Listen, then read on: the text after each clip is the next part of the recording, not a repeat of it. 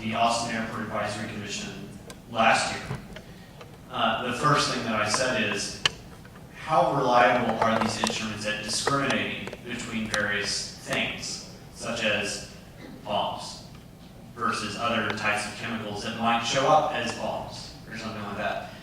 I was surprised at how quickly the news came out that I was actually right.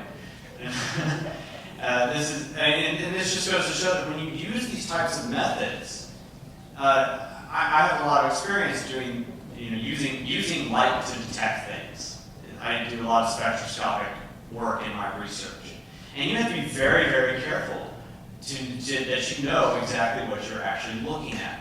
The fact that these are so indiscriminate should just go to show that they are going to be completely ineffective, or even if they do some things well, they're going to inevitably be worked around by other things.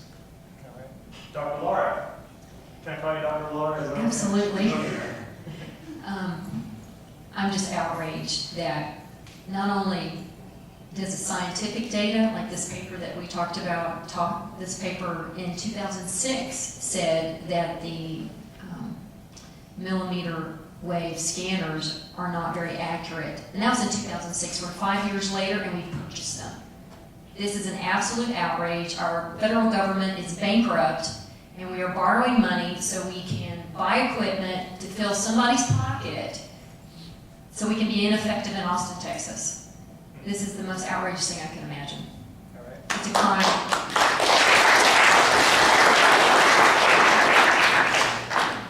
Okay, for our next slide, we have another article.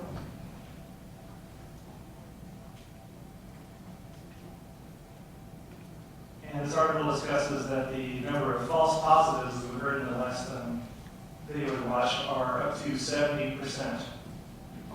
Another report published this summer discussing the ineffectiveness of L3, that's the company that makes the scanners, reveals that body scanners manufactured by L3 being tested at Germany's Hamburg airport trigger an alarm unnecessarily in 7 out of 10 cases.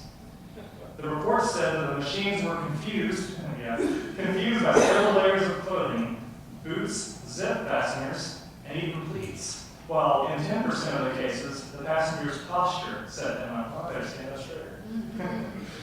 All right. What do our panelists have to say about this? Anybody wearing any zipper pleats or boot tips or anything?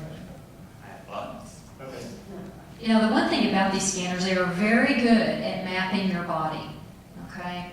And I'm going to give you an example. Let's say somebody takes a photograph and then they decide, oh, I'm going to go put that into Microsoft Picture and modify that picture. That's what these scanners do. They take the image of your body with all the genitals and your personal areas very well defined and in very distinct lines, and then they add a software application to that to fuzz it out.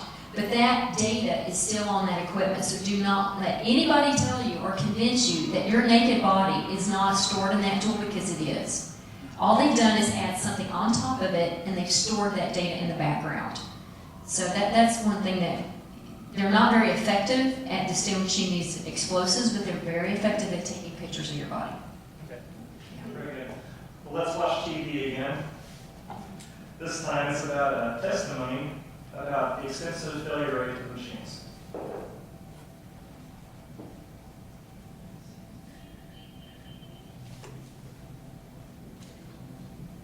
Furthermore, I'm very concerned about the testing. In the past, when